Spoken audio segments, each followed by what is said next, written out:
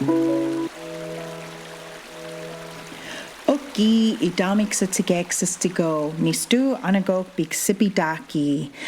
Hello, everybody. It's me, your host for Talks with a Fox podcast, Andrea Truejoy Fox. Today is a special day because it is what many of the Indigenous people, myself included, in honor of our Indian residential school survivors, Orange Shirt Day. I wanted to share some thoughts, some reflections, and some inspirations as a Blackfoot community member, as a teacher, and as a residential school survivor's child. I would like to start off, first of all, by acknowledging and thinking of all of our residential school survivors, those who are with us today and those who have gone before us. My heart goes out to who they were as children and who they are as adults, those that were able to survive and make it through the schools, because as many of you may know, many of our children died in those schools. And I also want to give special acknowledgments to the children of the residential school survivors, because we have all been affected by the impacts of residential school. You may be hearing terms such as intergenerational trauma, intergenerational impacts of residential schools. Well, these are not new terms. However, as I guess you could say society continues to become aware and also acknowledge what has happened in this country we know as Canada, home of the First Nations people to this land, the first caregivers of our beautiful and sacred Mother Nature. When we think of all that has happened, we sometimes, many of us will feel sadness because everything that has happened, if you look in our communities, there's many telltale signs that we have all been impacted. And today I wanted to talk with you about my thoughts as a Nitsitapiaki and, as I mentioned earlier, as a teacher, because this is a very sensitive and also very important and necessary topic to share with students of all ages, children, youth, adults, and community members. And I wanted to share my thoughts on this, because it's important for us as Indigenous people to continue to reflect on where we are at, and to also, as we go along on our healing journeys, to look at what has happened. My mom always says, when we're looking at things and people are putting together information and knowledge and understanding certain things, processes, our journeys, one of the Blackfoot words she starts off with is "Ekyakbi," what happened? And when we think about everything that has happened, we must go back and look at what has happened, because in order to heal and repair these wounds that many of us still carry to this day, we need to look at what has happened, and that brings us understanding to what is happening right now in our communities and into ourselves as individuals, to our families, our relationships, our parenting. Relationship is very important in my culture, in the Blackfoot culture, and many other Indigenous cultures. Everything starts with relationship, really. Relationship with ourself in mind, body, and spirit, and relationship with each other, with our parents, with our children, with our siblings, with our cousins, our grandparents. We're all connected to each other, even if maybe physically we aren't, we don't get to see each other as much, or some of us have lost, many of us have lost loved ones, we are still connected, and we are connected to our communities, even when we move away, to different places that may be close or far from our home communities. We are still connected. As I think about this day, Orange Shirt Day, which, by the way, when you have a chance to visit the Orange Shirt Day website, that's orangeshirtday.org. I'll share the links as well in my episode notes here, so you can take a look and learn some history on it. The historical aspect is very important. That's part of that Blackfoot word I shared with you. What happened? We can understand what happened, and we can start to see what's still happening right now.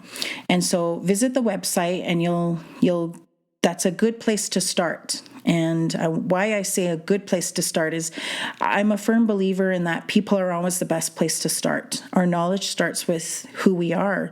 And books are amazing. I am a bookworm, okay? I love to read.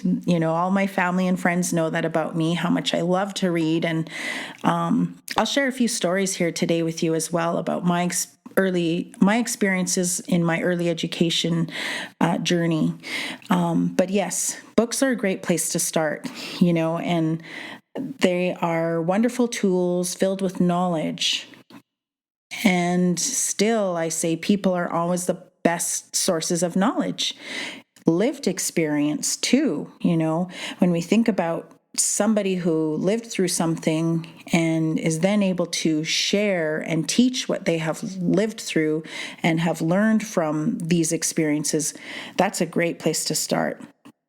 And then, of course, with, the advancement of technology or lack of access to people in communities, some people may just not have connection to their community because they live far away, or they've moved somewhere new and they're trying to, find their grounding and connection to those communities that they're now newly located in. And of course, non-Indigenous people who, for many, it's okay, where do I even begin? Well, you can go to these websites and they're good places to start. But like I say, they are a seed, and from there they are gateways to connecting you to community.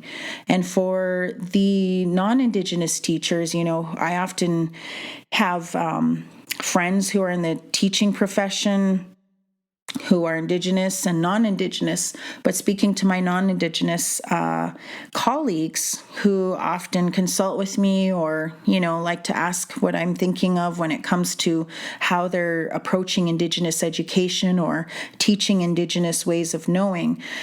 Really, you can't really teach that unless you've lived it, However, you can share what you have learned from those who have lived it. And then I always say, bring those voices into the classroom. We have to bring the Indigenous voices with us into the classrooms, into the schools, into the institutions, because it is us. And when I say us, I'm referring to Indigenous Nitsitapi people, the first people. We can only really tell that narrative best ourselves because, like I said, we lived it and we are still living it.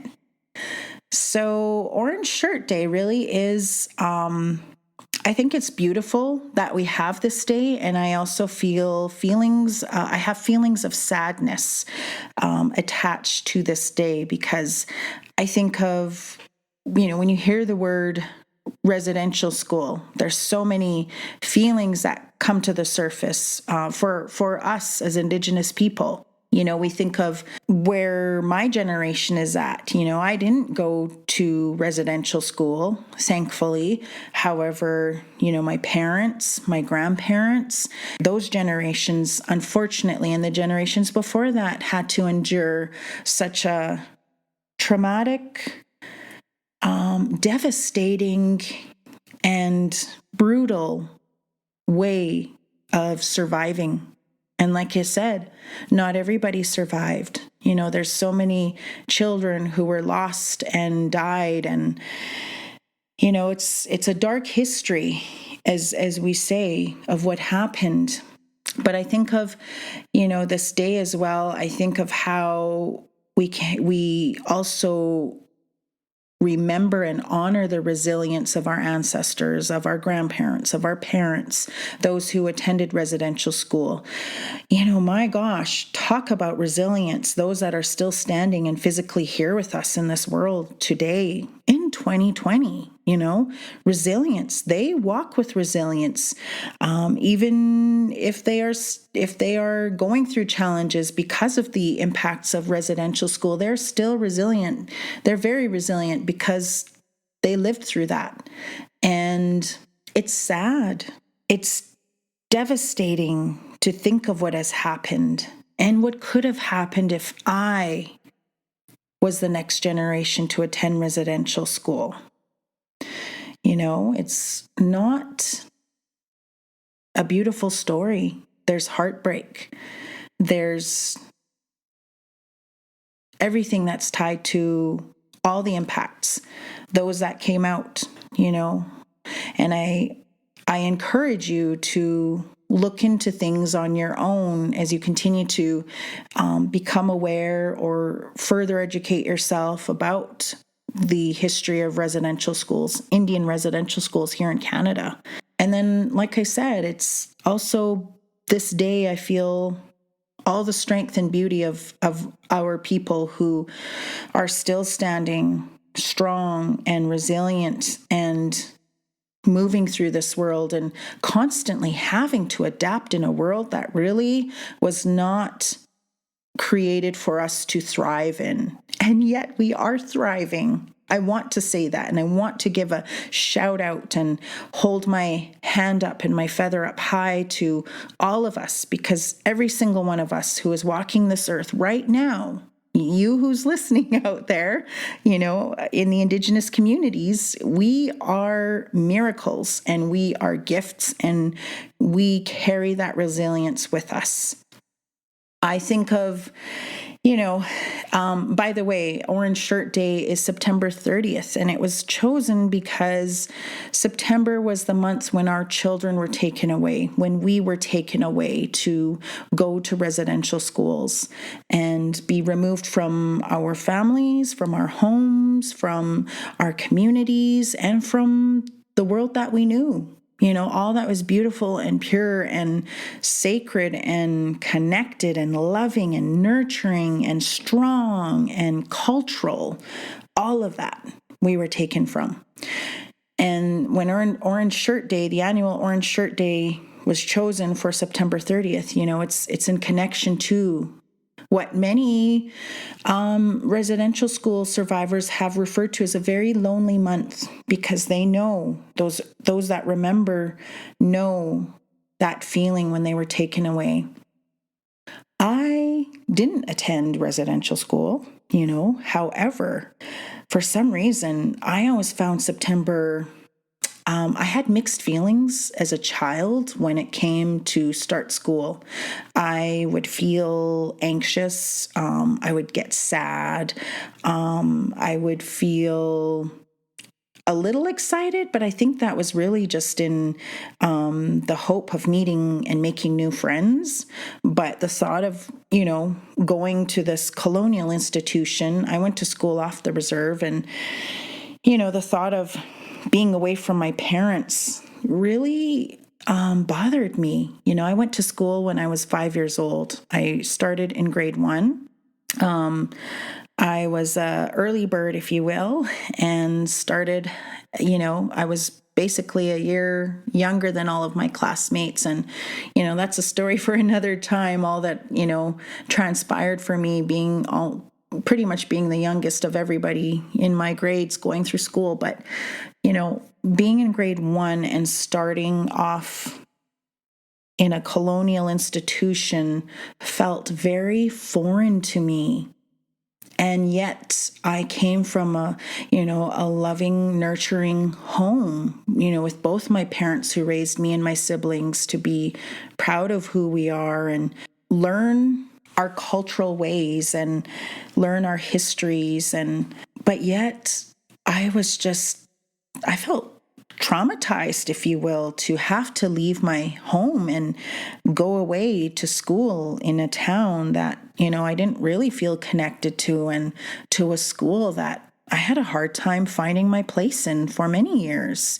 There was always that sense of belonging that I searched for. And it was always comforting when I made a friend who was usually from my community in Ghana or Bigani, the other Blackfoot community. I had different best friends through the years from both communities. And what a relief, though, when you're going through school. And at the time, our First Nations population where I was going to school wasn't super high. So in each grade, there was a handful of us, right? And then when we were put in our classes, the numbers got even smaller because, everybody was spread out. So usually there was maybe 3 or 4, maybe 5 of us in the class. And, just... And me, just to give you a little snapshot of me, little me at the time, I was very shy, like super shy, I didn't like to speak up, and I didn't want anybody bringing attention to me. And oh my gosh, always the first day of school, but also always added to my continual anxiety, if you will, about going to school that very first day, was how my teachers always made a point of saying my whole name as they read the roster and called out our names. Like usually they would just call you by your first and last name, but my dad named me and he gave me the middle name True Joy. And for some reason, my teachers really liked my middle name, which now that I think about it was pretty cool. But if you can imagine me, and for those of you who can relate, being super shy and quiet and introverted, that was just so scary. And I dreaded, by grade 2, I knew what was coming. And it never failed right up through I think junior high and a little bit into high school. When they'd call my name out, they'd say my whole name and they'd want to know about my name. And it just made me want to hide under my desk, crawl under my desk and hide. But, I didn't do that for the most part. Mind you, I had quite an imagination like all children do.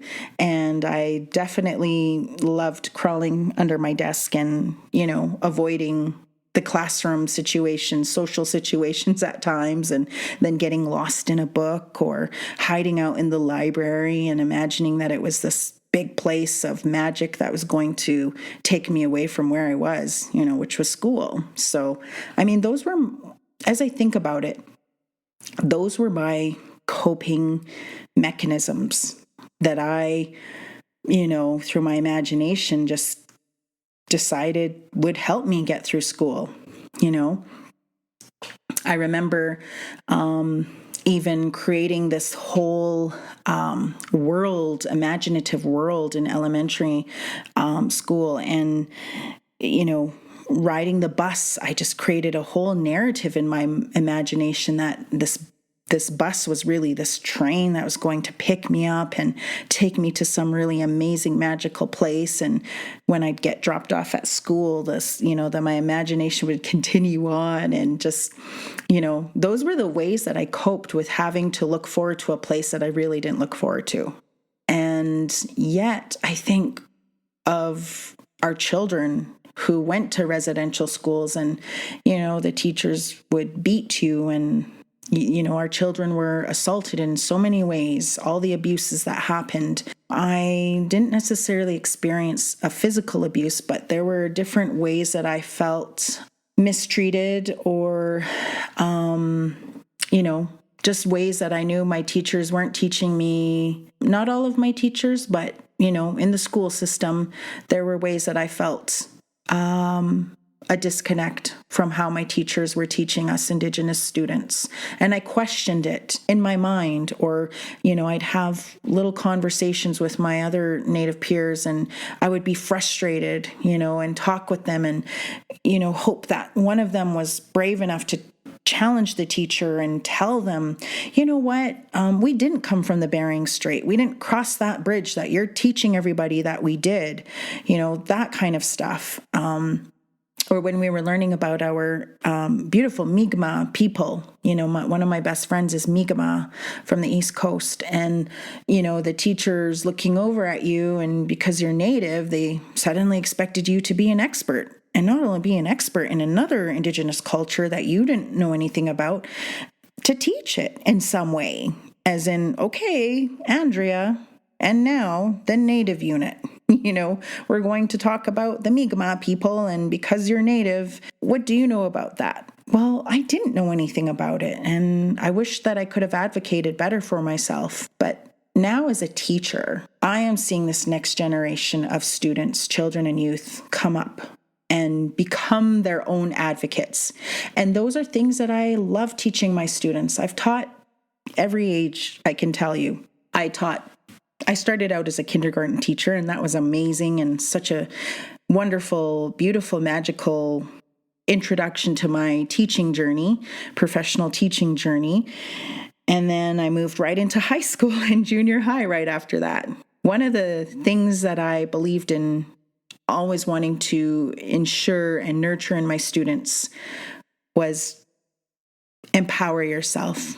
Be your own advocate. Don't wait for somebody to speak for you. Speak for yourself. And my areas, specializations are the arts, visual arts and the dramatic performing arts.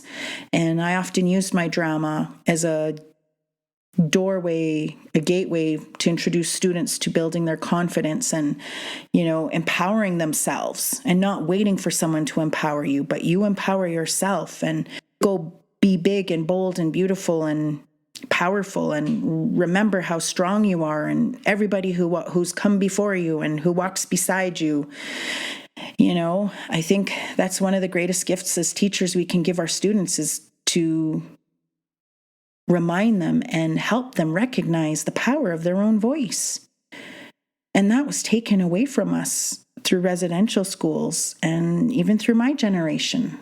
But as I said, I am now seeing this beautiful resurgence of that power coming forward in our youth, who are speaking up and speaking out on the injustices that they see are happening in their communities, in this country, in 2020. And it inspires me, and it continues to remind me of, yes, we have a voice. We must use our voices. So back to my school days, it was very interesting.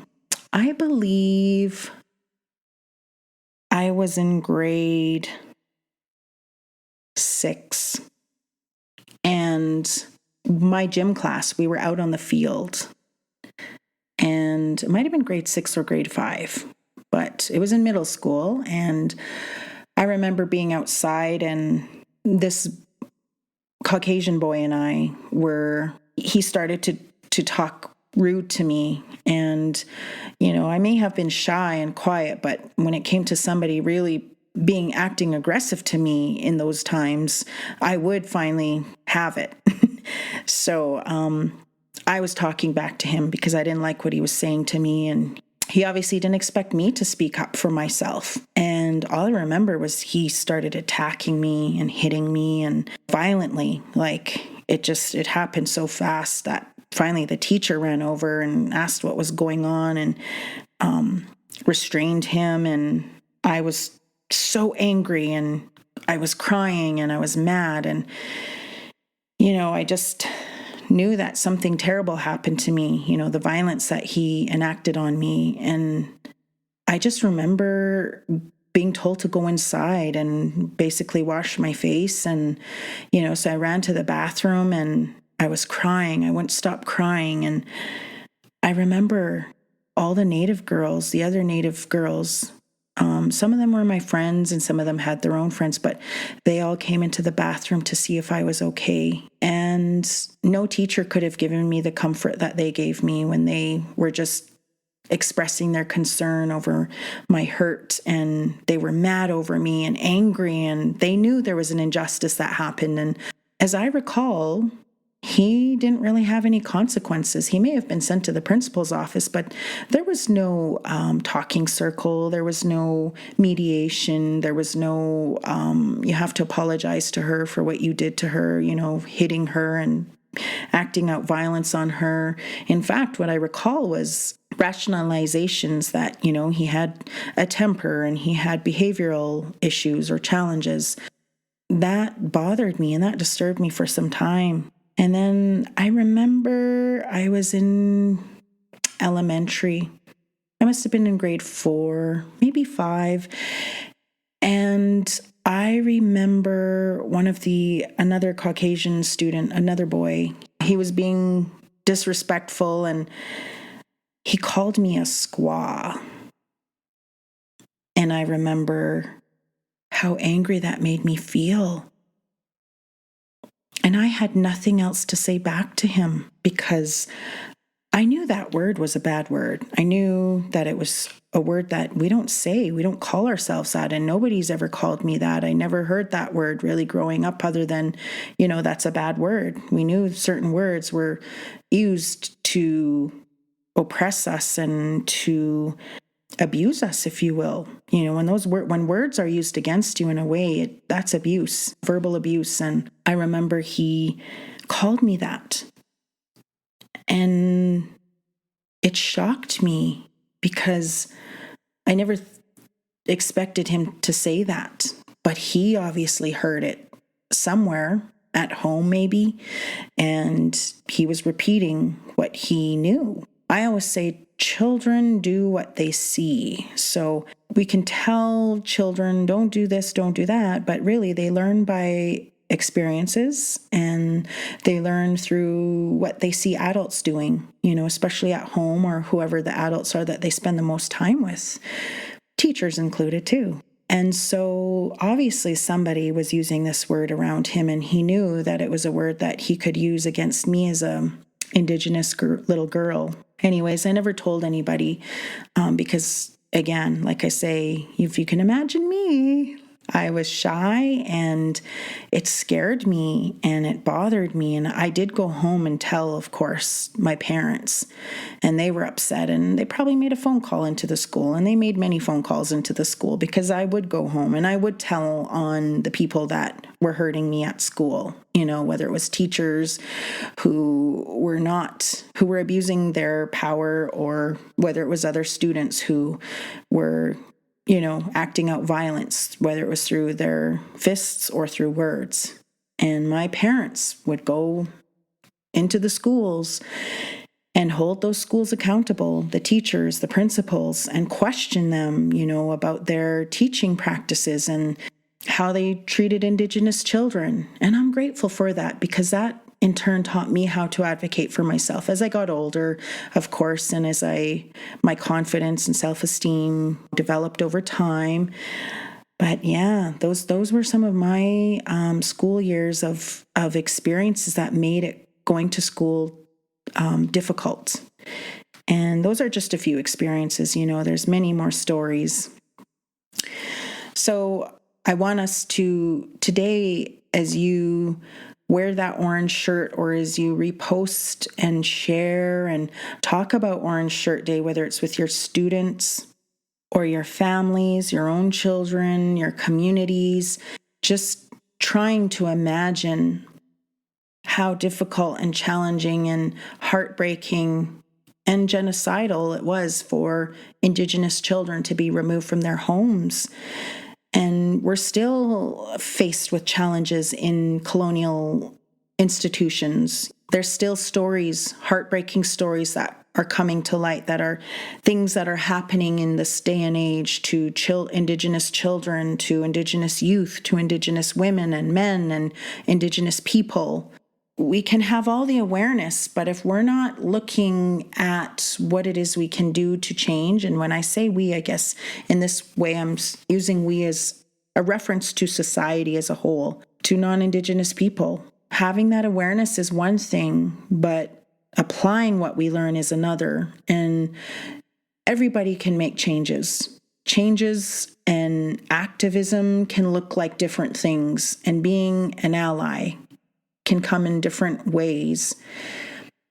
What I would like to say to non-Indigenous people is have an open ear and an open heart and an open mind when you are working with Indigenous children, youth, and communities. And humbling yourself, because when you're in Canada and North America, you're on the land of the First Peoples. And having that humility is going to help guide you through your learning journey, because we're all students. We're all lifelong learners. I am a teacher, therefore I am a student for life, because I'm constantly learning. And that's how I model that for my students is, I let them know I may be your teacher, but I'm also a student here too, because I'm learning with you. And we don't have all the answers. So to our non-Indigenous teachers, educators, Orange Shirt Day might be a great day to reflect on your own journey, to question your own assumptions, to reflect on how you've been taught and how you are teaching. And always include that Indigenous voice, Indigenous voices, in fact. On your committees, bring those Indigenous parents, invite those Indigenous parents to your parent advisory committees. We can have committees and we can have intentions, all the best intentions, all the right intentions to work with or advocate for marginalized people, in this case, Indigenous people, students, and families. But if you don't have those voices sitting at your committee tables, sitting on your boards, your school boards, employed in your schools, you're missing out on a lot of knowledge, a lot of wisdom. And that's an injustice in itself, because when Indigenous children and youth see Indigenous bodies in their learning communities, that is an immediate sense of security that you bring forward. That is telling them that you are creating an inclusive community, and one that respects where they come from as Indigenous people. When they see Indigenous teachers in these non-Indigenous schools, or Indigenous principals, superintendents, board members, parent advisory committee members, all of that, you're telling Indigenous students that their communities, their histories, their identities matter. All students, any student, has a sense of belonging, has a sense of connection, has a reflection of who they are in the people around them, the leaders around them, those in roles of leadership, such as teachers and all the other staff in the education systems. That does so much to uplift their spirits. And that is so integral to their learning journey.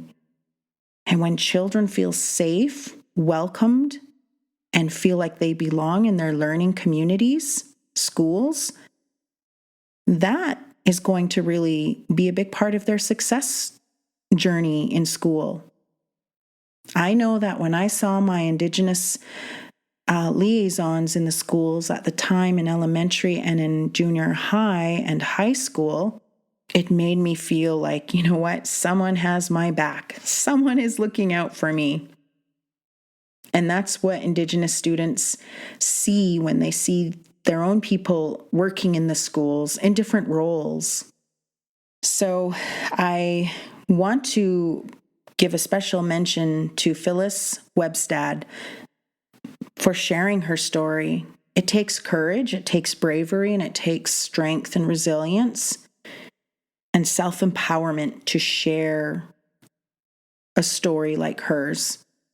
Phyllis Webstad is the little girl who wore a shiny new orange shirt that her grandmother bought her for her first day of school, and it was taken from her on her first day of school. You can imagine how devastating that would feel.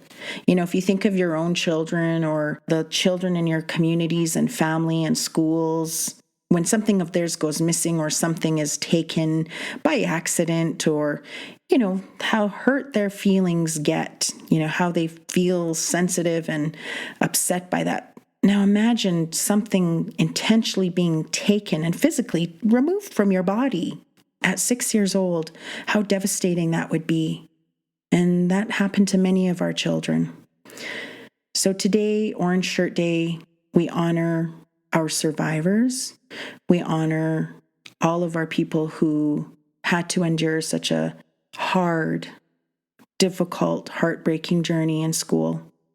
I do have hope, and I want to share with you that when I see the success stories of our children and youth and those our adult learners that they're having in their colonial Western education journeys, I say, you know what? We're still here and we are still thriving because we have something to offer in this world and we have gifts. Every human being has gifts. And speaking specifically to my communities, Indigenous people, there are so many incredible success stories that are out there too. And I want to pay homage to those as well, because that is such a beautiful and wonderful way we can honor our ancestors and residential school survivors by fulfilling our purpose, discovering our passions, sharing our gifts with the world, and helping others. And I see that. I've seen those little miracles in the kindergartners that I've taught. I've seen it in the junior high and high school students I've taught. I've seen it in the adult learners that I've taught at university. And even those in the elderly years. I've taught some different courses and I've been invited to speak to many different types of age groups in Indigenous and non-Indigenous learning communities. And I never underestimate any student, regardless of their age or background or anything. Clean slate for me. Anyone who comes through my classroom doors and is there with me to learn and to teach me too. I just want to say that no student should ever be underestimated. And as teachers, we really are in an amazing place because we get to help nurture and plant seeds for a person's life journey, because students spend 8, sometimes plus more hours in a day with us, 5 days a week. And if you coach or, and that's not counting the extracurricular, we spend so much time with young people that we really have a special place in their life because we can really make or break their learning journeys. So a shout out to all of the teachers out there who are doing their best to understand, to inform, to become aware, and to learn how to teach in a very welcoming, open, and respectful way, and to Indigenous students. So I want to finish off my sharing today and reflections with you all with a story of connecting with the land, because right now we're hearing so many wonderful, amazing teaching practices that are now including learning from the land. Last week, I had a beautiful experience with a small group of people, including my mom and my adopted brother. He's a cultural teacher, and a few others who were part of the day where we were sweetgrass picking, and it was a beautiful day. I woke up super excited that morning. I was a little tired because I don't know if I slept the best, right? Maybe it was because I was too excited for the next day. Really, I was super excited because I was thinking about, wow, I'm going to connect with the land. I'm going to do something outside and I'm going to participate in a cultural activity that is going to bring me teachings and allow me to learn and continue to learn about my history, my culture, and have connection with those in my community. Of course, we did it through, a safe social distancing learning practice. And so we went picking sweetgrass, and my mom said prayers. She opened up our day with prayers, and cultural knowledge keeper Monty, he shared his stories of sweetgrass and teachings, and it was really beautiful. When you get outside into the land, you forget about a lot of things that it's okay to forget about. One, distractions such as technology. I didn't take my phone out or look down at my phone until we were done our activity and I got a few pictures of the group. I thought, well, I'd love to get a few photos of everyone picking towards the end of our activity. But prior to that, I was just completely 110% engaged, and so was everybody else. And we were moving our bodies. For someone who has, sometimes I have anxiety and, I get a little anxious, but being out on the land always makes me feel good. It fills my spirit, and I forget about anxieties. I forget about stress. I forget about things that weigh on my shoulders at times. And I know everybody who does this can connect and relate. We get outside, you move your body. It really transforms your mind. It takes you to a whole different place, and a place of wellness, a place of connection, and a place of strength. And then we were telling stories and laughing and connecting. It was just wonderful, And here's the funny thing. I have a fear of bugs. Okay, that's a story for another day, but insects, creepy crawlers, okay? Whenever I'm sweetgrass picking, because this happened last time I went out with some students to sweetgrass pick, I found some big spiders in the grass, and oh my gosh, the willpower it took in me to not freak out in front of my students. Okay, that was a couple years ago, but this time around, I was, I'm praying to the spiders not to come out and show themselves to me, because I really don't want to have a freak out. I really just want to enjoy the picking of sweetgrass. I guess the spiders heard my prayers because they didn't come out, but the grasshopper did. Oh my gosh. And we're just about done picking our sweetgrass. Everything's almost coming to a close, and I'm just getting my last bunches there. And in fact, at this point, I started to pick the mint leaves. And all of a sudden, this big thing hopped out of nowhere, and oh my gosh, I jumped and I screamed, and everybody started laughing. And of course, I had to explain to them.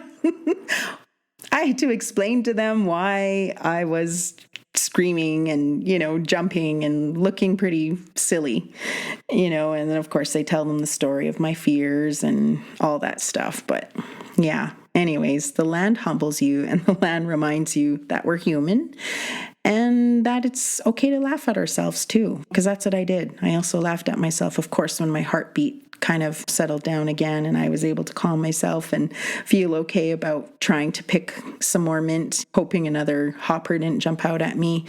But yeah, anyways, I just wanted to share that with you because the land teaches us so much about ourselves and about where we come from, and about each other when we get to go out onto the land with others. That's incredible. There's so many beautiful benefits when you go out onto the land by yourself, or when you go out with others to the land and to learn and to connect. And I want to encourage all of our teachers listening to take your students outside, take that learning outside. I'll finish off with one more little tidbit here story. One little tidbit story. I was teaching grade 8, and I believe I was teaching language arts and social studies and Blackfoot class and art and a few other things. So my students, they were a very active bunch. A lot of them played sports and did horseback riding and powwow dancing and hockey, basketball, running, just lots of activities, physical activities in their extracurricular. And this was actually in my community. And this group of students was also very playful, if you will, because sometimes you see students when they get to the junior high level and adolescence starts kicking in. Sometimes they start to feel restless, or they're trying to figure out who they are, and just sometimes they forget to play. And, me being a kindergarten teacher in my first teaching job, those little ones taught me a lot. And they always reminded me to never lose sight of my inner child, to play. So anyways, this group of grade 8s, they would get their work done. And for the last 20 minutes or so, I would take them outside. And there was a playground there that was for the elementary, the grade 6ers. And the grade 8s, I said, you know what? And they said, what are we going to do outside? Because at first they kind of were like, oh, you're taking us outside, and I'm like, yeah, you finished your work. Let's just get outside. Let's get some fresh air. And it's almost the end of the day and we can finish off our day doing something fun and physical and just let's go outside to the playground. They're looking at me like, okay. And anyways, sure enough, some of them start to play tag and some of them start to crawl and climb and jump and just lose themselves in play. And I always say, you know what? We're never too old to play. Adults, youth, elderly, we're never too old to play. Children know this, but as you get older, somehow, some way, we seem to forget that. But many teachers I know you can relate to, how the power of play. And when we play, we breathe, we move, we connect, we laugh, and we just fill our whole being with so much joy. So, anyways, I loved being able to share that with my students and just seeing them get lost in play and have fun and connect with each other. And I saw different friendships become formed by that, those interactions, because, some of them had their different groups of friends, but when they went outside, everybody was connecting. And next thing you know, everybody was playing in the game. Nobody was left out and everyone was connected. And just, it's such a great thing to see when you see young people do that with each other. So I'm going to teach you 3 Blackfoot words today. I am still learning my language, and someday I pray and believe that I may become fluent. That is a goal, a lifelong learning goal for me. And in the meantime, I'm going to share some words with you that my mom has taught me. And my mom, Mary, her first language was Blackfoot, and she is teaching it to me. And she's such a beautiful, incredible teacher, and I just love my mom. So I thought I would teach you 3 words that are connected to some of the things I talked about today. So I'm going to teach you orange, the color orange, because today is Orange Shirt Day. And so in Blackfoot, we say, Otquinatsi. Otquinatsi. That means the color orange, okay? Otquinatsi. Okay, another word I'm going to teach you is sweetgrass, because that's the land learning that I participated in most recently and enjoyed, and the beauty and the connection and the special gifts that sweetgrass provides for many of us in our Indigenous cultures, including mine, the Blackfoot culture. So sweetgrass, we say sabatsimo, sabatsimo, sabatsimo, sweetgrass, sabatsimo. And in Blackfoot, we don't say it fast. It's a language that you don't speak rapidly. It's one that you take your time saying and speaking. There's teachings behind that I'll share in another episode, but I just thought I'd let you know the Blackfoot language, we take our time and we pronounce it, and there's a whole culture of that in itself, of the language, and it represents our way of life. We don't speed and rush through life. Our language reminds us to slow down, to stop, to reflect, to process, and then to continue on, okay? All right, the final word, the 3rd word I'm going to teach you is Mother Earth. Ksahkomida biaki. Ksahkomida biaki. Ksahkom means earth, land. Agi is woman. So Mother Earth. Ksahkomida biaki. So there you have it, the 3 Blackfoot words. I'll go over them one more time. We have, actually, I'm going to teach you a 4th one because 4 is the number. All right, this one means we are aware, to always be aware of your surroundings and your environment. So when you're teaching your students, these are teachings you can share with them to be aware of their surroundings, their environment, and that means that brings them to think beyond themselves.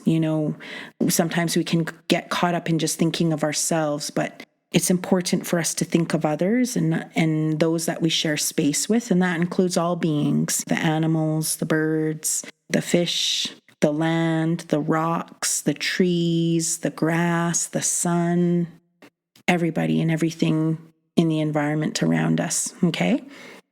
So this is o ga yu sit, o ga yu sit, o ga yu sit. So that means always be aware of your surroundings. O ga yu sit. Okay. So as you know, like I said, I'm a learner, lifelong learner, and I'm a lifelong learner of my Blackfoot language as I continue to learn. And I believe one of the ways that I learn best is when I'm learning something new, I share it right away with somebody else. And that helps me to retain it in my memory and to be able to remember when I need to access, what it is I need to remember. So in this case, language. As I'm teaching you, I'm teaching myself. Therefore, I'm learning.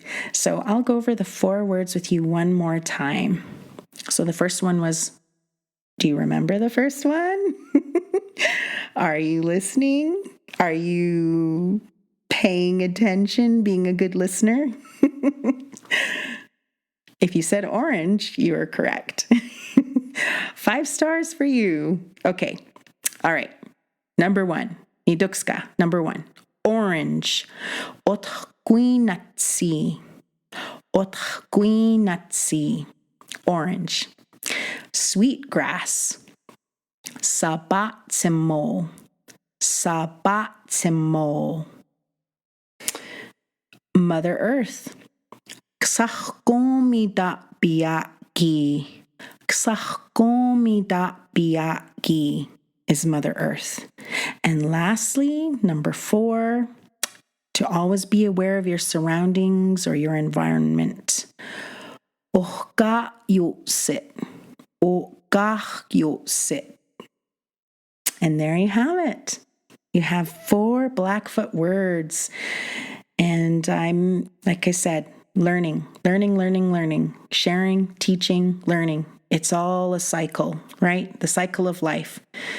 We begin, we start, we grow, we learn, we teach, we share, we begin, we grow, we share, we teach.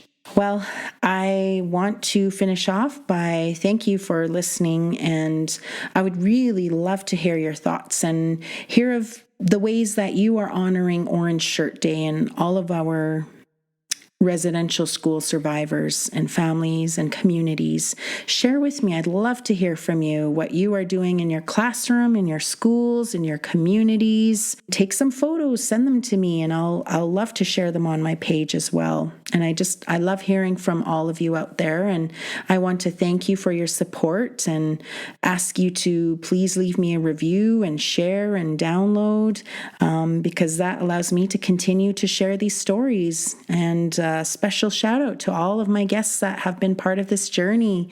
And there's so many more exciting things ahead for the podcast. I'm just loving this, and I'm learning as I go and loving sharing and listening and learning. So in Blackfoot, we say, until we meet again, I'll see you later. Gadakiramatsen. Have a beautiful day. And remember to wear your orange shirt today. Again.